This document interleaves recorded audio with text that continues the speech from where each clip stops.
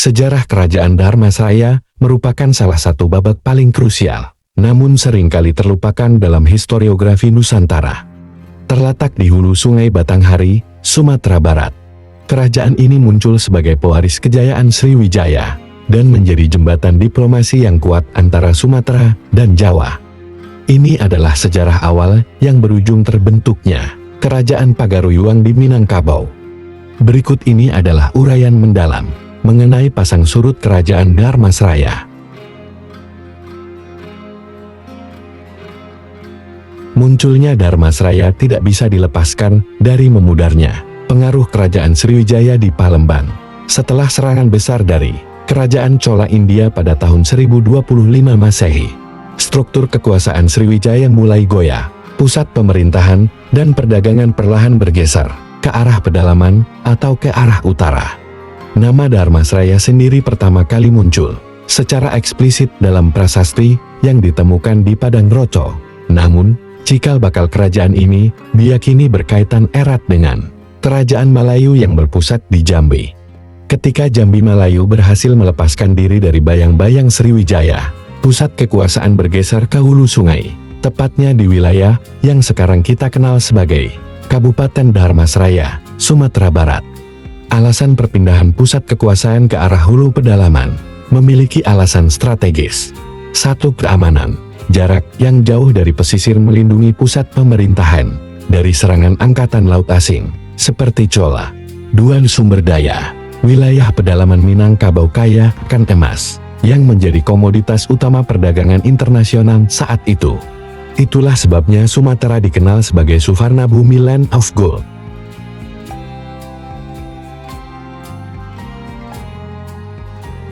Puncak keemasan Dharmasraya terjadi pada abad ke-13 dan ke-14. Di bawah pemerintahan dinasti Mauli, penguasa pertamanya yang tercatat adalah Maharaja Srimatraelokya Raja Mauli Busana Warmadewa 1183 Masehi. Kerajaan ini bukan sekadar kerajaan lokal kecil. Dharmasraya merupakan entitas politik yang mengendalikan jaringan perdagangan di sepanjang Selat Malaka. Kekuasaannya mencakup wilayah yang luas, bahkan hingga ke Semenanjung Malai, sebagaimana tercatat dalam berita Tiongkok dan prasasti Grahe. Hubungan dengan Kerajaan Singasari. Salah satu peristiwa paling fenomenal dalam sejarah Dharmasraya adalah ekspedisi Pamalayu tahun 1275 Masehi yang dikirim oleh Raja Kertanegara dari Singasari. Berbeda dengan pandangan populer yang menganggap ini sebagai invasi militer, banyak sejarawan kini melihatnya sebagai upaya diplomasi defensif. Kertanegara ingin membangun aliansi besar di Nusantara untuk membendung ancaman dari Kekaisaran Mongol Kublai Khan.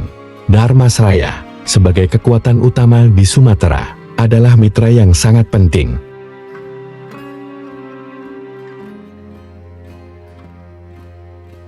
Sebagai simbol persahabatan antara Jawa Singasari dan Sumatera Dharmasraya, Kertanegara mengirimkan sebuah hadiah luar biasa pada tahun 1286 Masehi, yaitu arca Amogha Pasalokeswara.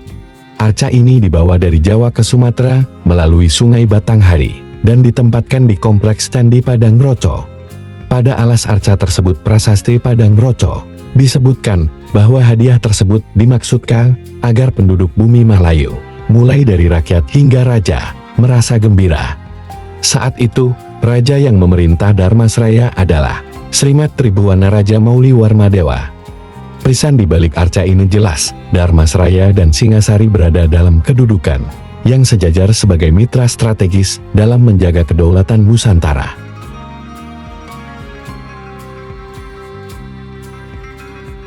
Secara administratif, Dharmasraya menerapkan sistem pemerintahan yang berbasis pada penguasaan sungai. Sungai Batanghari berfungsi sebagai jalan tol utama bagi transportasi logistik emas, lada, dan hasil hutan. Kehidupan beragama.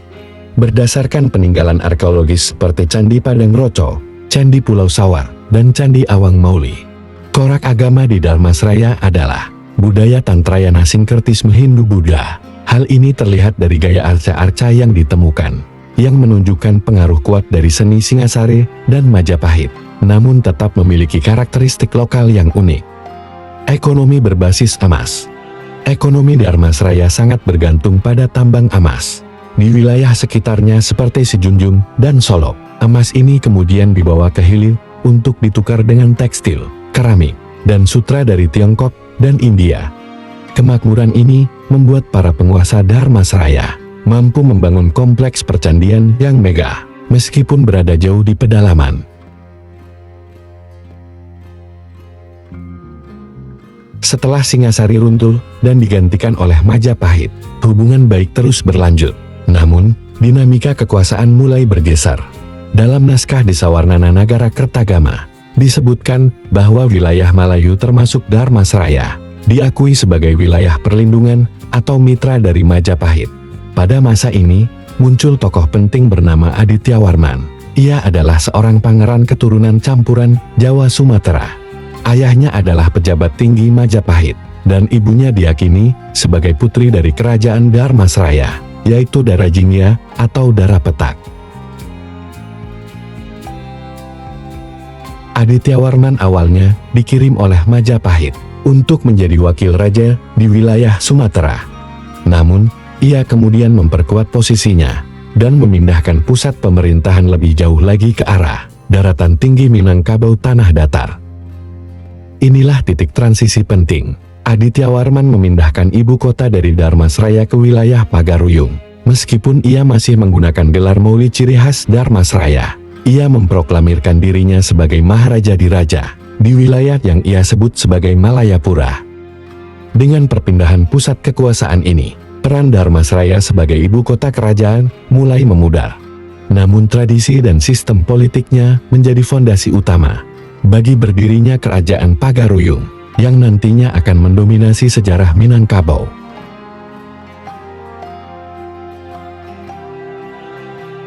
Meskipun narasi sejarahnya sempat terputus, sisa-sisa kemegahan Dharmasraya masih bisa disaksikan hingga hari ini. Satu kompleks Candi Padang Roco. Situs ini terdiri dari beberapa candi bata. Disinilah arca Amoghapasa asli ditemukan. 2. Candi Pulau Sawah, terletak tidak jauh dari aliran sungai, menunjukkan adanya pemukiman padat di masa lalu.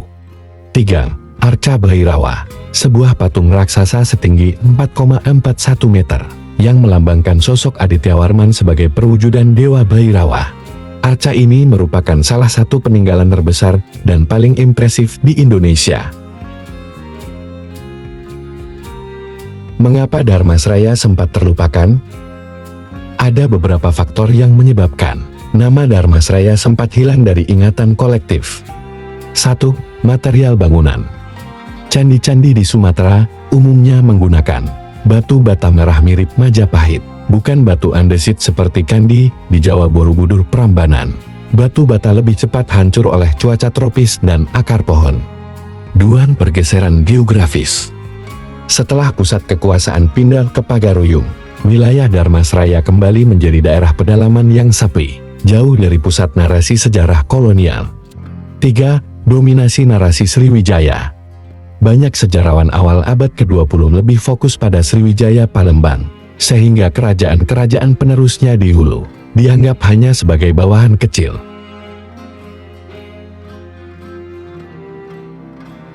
Saat ini, nama Dharmasraya telah diabadikan sebagai nama kabupaten di Provinsi Sumatera Barat sejak pemekaran tahun 2004. Upaya ekskavasi dan penelitian terus dilakukan untuk mengungkap lebih banyak rahasia di balik timbunan tanah di tepian Batanghari. Kerajaan Dharmasraya mengajarkan kita tentang 1. Diplomasi. Bagaimana sebuah kerajaan bisa bertahan melalui aliansi cerdas Pamalayu. 2. Identitas. Bahwa sejarah Minangkabau dan Sumatera tidak hanya terbatas pada pesisir, tetapi memiliki akar yang sangat kuat di pedalaman. 3. Integrasi Nusantara. Hubungan erat antara Dharmasraya dan Jawa menunjukkan bahwa gagasan tentang kesatuan Nusantara sudah ada jauh sebelum Indonesia berdiri. Kerajaan Dharmasraya adalah babak gemilang, di mana emas dan diplomasi bersatu. Ia adalah jembatan emas yang menghubungkan kejayaan Sriwijaya dengan kemunculan Pagaruyung. Melalui prasasti Padang Roco, Dharmasraya meninggalkan pesan abadi tentang persahabatan, kehormatan, dan kemakmuran. yang dibangun di atas nilai-nilai luhur Dharma. Hingga kini, reruntuhan candi yang tersisa di tepian Batanghari tetap berdiri sebagai saksi bahwa di hulu sungai itulah sebuah peradaban besar pernah memimpin Sumatera menuju pentas dunia. Sejarah kerajaan Dharmasraya bukan sekadar legenda lisan, melainkan disusun berdasarkan bukti-bukti otentik yang diakui secara akademis. Sumber-sumber ini terbagi menjadi 3 kategori utama, yaitu prasasti tulisan kontemporer, naskah kuno kronik, dan bukti arkeologis. Berikut ini adalah rincian narasi yang saya susun berdasarkan sumber cerita dan sejarah Dharmasraya. 1. Sumber prasasti bukti paling kuat. Prasasti adalah suara langsung dari masa lalu, karena ditulis atas perintah raja yang berkuasa saat itu. Prasasti Padang Roco tahun 1286 Masehi ditemukan di hulu sungai Batanghari. Ini adalah sumber terpenting yang mencatat pengiriman Arca Amoghapasa dari Kertanegara Singasari kepada Raja Dharmasraya, Srimat Tribuwana Raja Mauli Warmadewa. Prasasti Grahi tahun 1183 Masehi ditemukan di Chaya, Thailand Selatan, menyebutkan perintah dari Maharaja Srimat Trailokya Raja Mauli Busana Warmadewa kepada gubernur di Grahi.